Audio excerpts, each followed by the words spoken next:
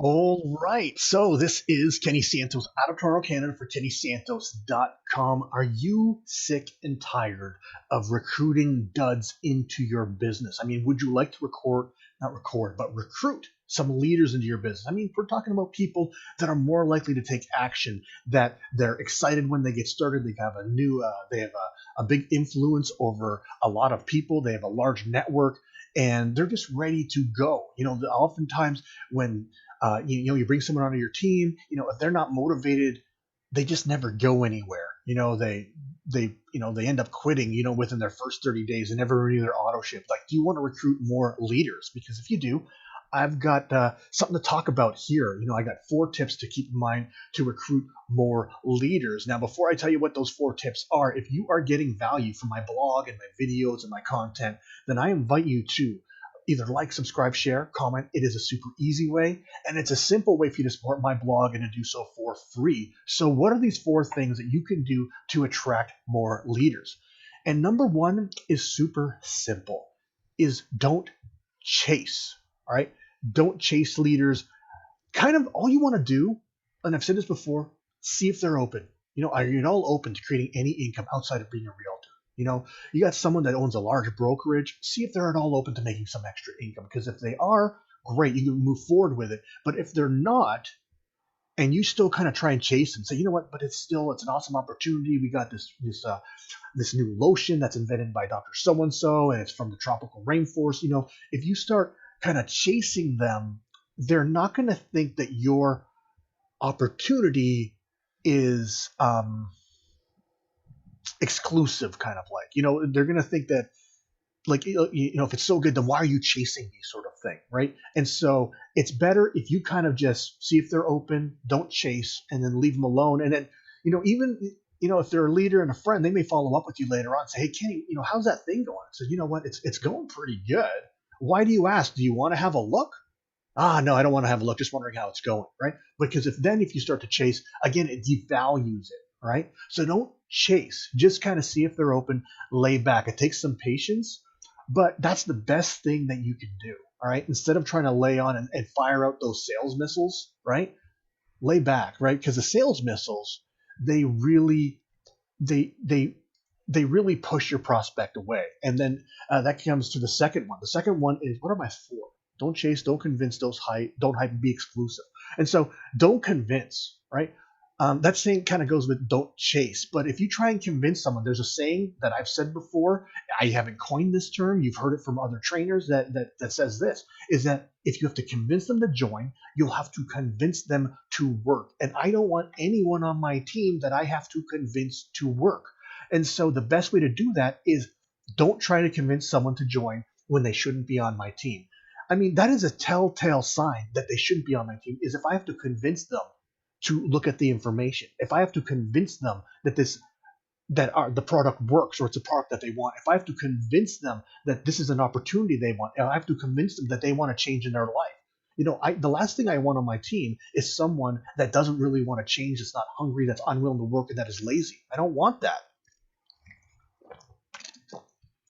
Ultimately, what do I do want? I want someone that I don't have to convince. I want someone that looks at the information and says, Kenny, this is awesome. I want to see more. They look at the second piece of information, and when I'm trying to close them, they're trying to convince me why they should let me join.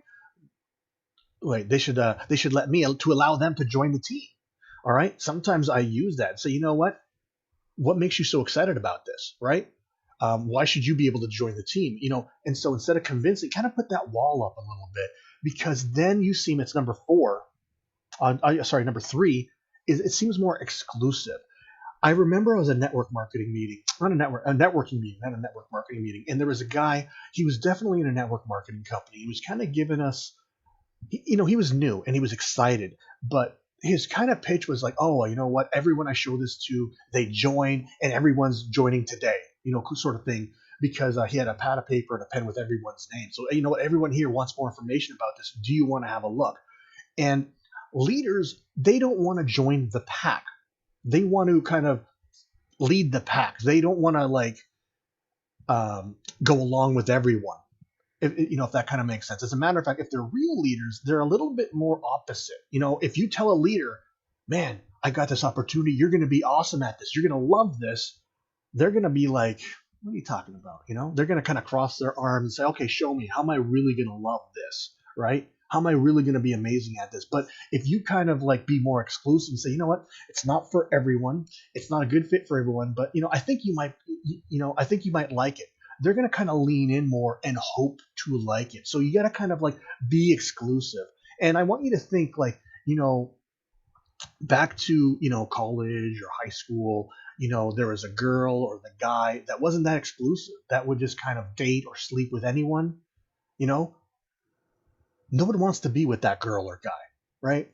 Or most of the leaders, they don't want to be with that girl or the guy. They don't want to be someone that kind of like everyone gets a turn with. They want to be exclusive. They want to be with some, so you don't want to be the one that everyone gets to have, right? You want to be exclusive. You want to be kind of elite, and that's important if you want to attract more leaders, right? So keep that in mind. So number 1 is don't chase. Number 2 is don't convince. Number 3, be exclusive. And number 4 is do not hype.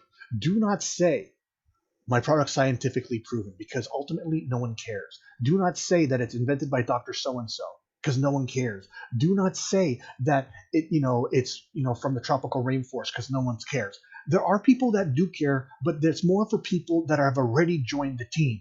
Those hype statements, they push away the leaders and they attract the bottom feeders. They attract duds. All right. And so if you keep that in mind and you use that less, and just kind of allow the company messaging to do the hyping for you, to do all the talking for you, and you leave that hype out of it, you will attract more leaders. And it seems very counterintuitive because they excite you, right? All these things, they make you excited. It's like, oh, wow, this lotion works, or this pill works, or this potion works. It's because of this ingredient. It has this plant, from the tropical rainforest or wherever, right? And so while it may seem important to you, to the leaders, it's really a turnoff. Those are for customers that have already gotten results. Oh, that's why it works. That's why it's so awesome, right? But for leaders that are kind of just looking at it, the hype really repels them away. So stop using the hype. If you stop using the hype, you will attract more leaders. I promise you. And so if you want to attract more leaders, I'm going to relay all 4 of these once again. It's 1,